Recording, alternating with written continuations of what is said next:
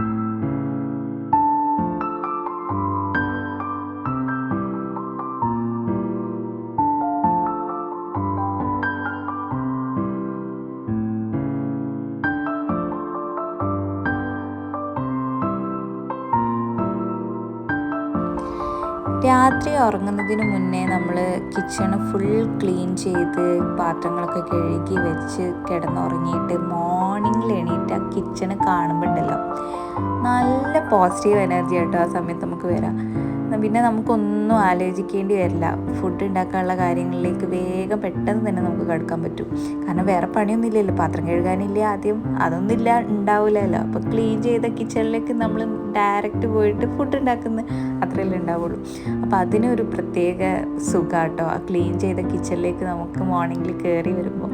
അപ്പോൾ എന്നും നമ്മൾ ക്ലീൻ ചെയ്തിട്ട് കിടന്നു നോക്കിയാൽ രാവിലെ നമുക്ക് എങ്ങനെ വന്നാലും ഒരു പോസിറ്റീവ് എനർജി വരും.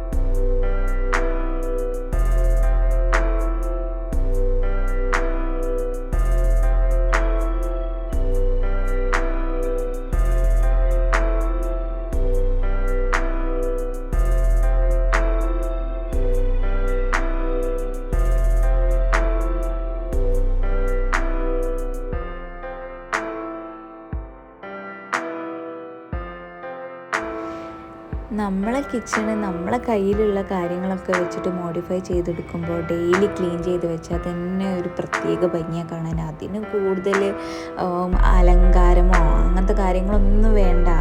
നല്ല സ്റ്റോറേജ് സ്പേസോ നല്ല സ്റ്റോറേജിങ് ബോട്ടിൽസോ ഒന്നും ആവശ്യമില്ല.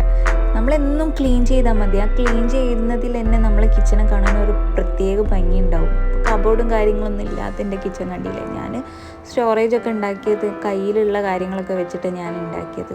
അതുകൊണ്ട് എനിക്ക് വലിയ പ്രശ്നമൊന്നുമില്ല. എൻ്റെ കാര്യങ്ങൾ അങ്ങനെ നടന്നു പോകുന്നുണ്ട്. ഞാൻ ഭക്ഷണം ഉണ്ടാക്കുന്നുണ്ട്, കുട്ടികൾക്ക് കൊടുക്കുന്നുണ്ട്. എനിക്ക് വലിയ പ്രോബ്ലംസോ കാര്യങ്ങളൊന്നും വന്നിട്ടില്ല. നമ്മൾ ഡെയിലി ക്ലീൻ ചെയ്യുന്നുണ്ട്. പിന്നെ പുറത്തുനിന്ന് ഒരാൾ വരുന്ന സമയത്ത് നമ്മളെ കിച്ചൺ ക്ലീനായിട്ട് കാണുന്ന സമയത്ത് അവർക്ക് തന്നെ തോന്നും ഭക്ഷണം കഴിക്കാനും നമ്മളൊരു ഗ്ലാസ് വെള്ളം കൊടുത്താൽ കുടിക്കാനൊക്കെ. ചില വീട്ടിൽ ഞാൻ കണ്ടിട്ടുണ്ട് കേട്ടോ. എൻ്റെ ഒരു നൈബർ ഉണ്ടായിരുന്നു.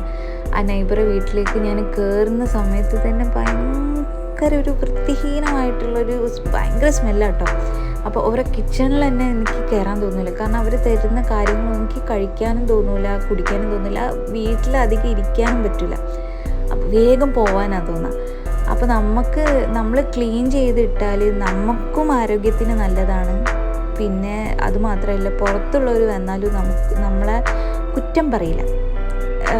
ഇവിടെ നല്ലതാണല്ലോ, ഒരു ഗ്ലാസ് വെള്ളം കുടിച്ചാലും പ്രശ്നമില്ല എന്നേ പറയൂ. അപ്പോൾ എന്നും നിങ്ങൾ ക്ലീൻ ചെയ്തിട്ടാൽ അടിപൊളിയായിരിക്കും വീട്ടിൽ.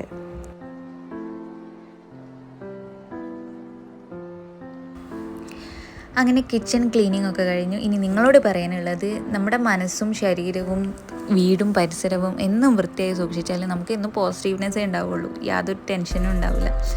അപ്പോൾ ഇന്നത്തെ വ്ലോഗ് കഴിഞ്ഞു. ഇഷ്ടപ്പെട്ട ലൈക്ക് ചെയ്യുക, ഷെയർ ചെയ്യുക, സബ്സ്ക്രൈബ് ചെയ്യുക. ഓക്കെ, അപ്പോൾ ബൈ.